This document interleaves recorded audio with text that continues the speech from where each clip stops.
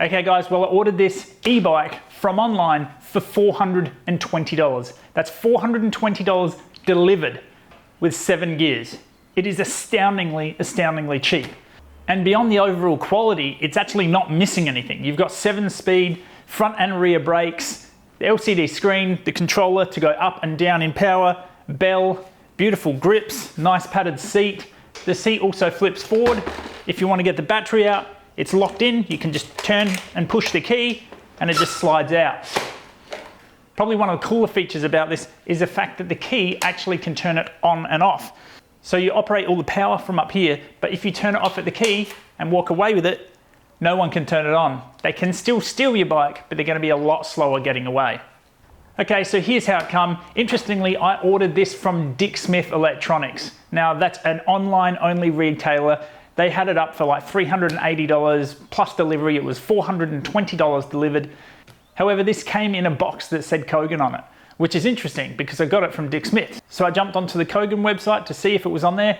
They have it on there for $799, marked down already from $1,200. So for some reason, Dicksmith are selling KOGAN's bikes for them at half the price that KOGAN are selling them. Not sure what's going on there.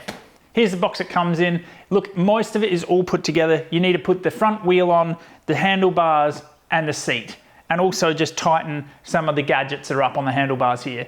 But for the most part, the bike's all there. The one thing that was absolutely horrendous was the front disc brake. I presume because of the way that these are packed in the box, it just got flexed and bent over time. You can see here, the disc brake is completely out of shape. The problem with that being, of course, when you're pedaling, it's just gonna consistently put the brake on every time it comes around and hits that edge. So all of it went together really, really well, except for the front wheel. It was a pain in the ass. For some reason, the instruction manuals had instructions on how to install it, but it wasn't instructions for this wheel. It was instructions for wheels that have a little quick clamp on them, which these don't.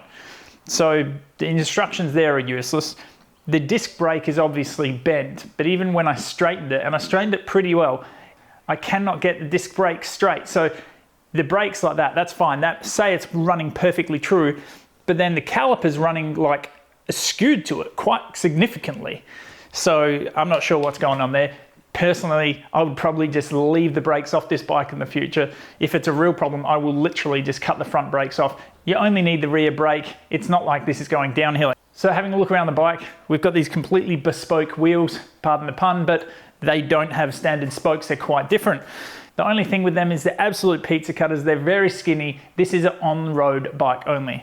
I'm sure by now you've probably noticed this is a step-through bike. That's because I bought it for my wife. What is a step-through bike? The whole concept of a step-through bike is you don't have to throw your leg up.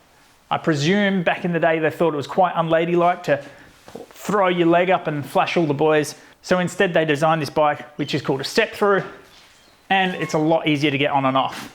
Now having a look at this, this is the standard settings. Handlebar all the way down, seat all the way down.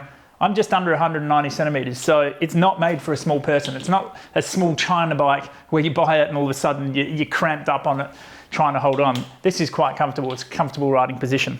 Having a look at the LCD, if you hold the middle button, it will turn on, presuming that you've got the key on as well.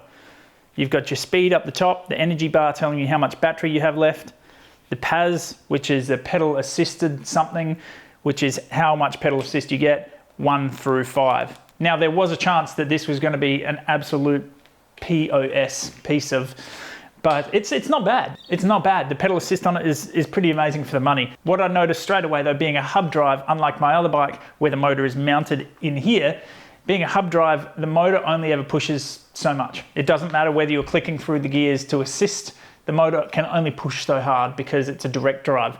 So what I find easier is instead of pushing really hard, put it in an easy gear. So you're pushing really gently and the motor's doing all the work. It makes it far nicer to ride rather than having it in that gear and pushing your guts out. You can just go really easy and the hub drive will do all the work anyway. So I pumped the tires up, I put them up to 45 PSI. It says they can take 60, presuming because they're so skinny, it probably needs quite a bit of pressure in them.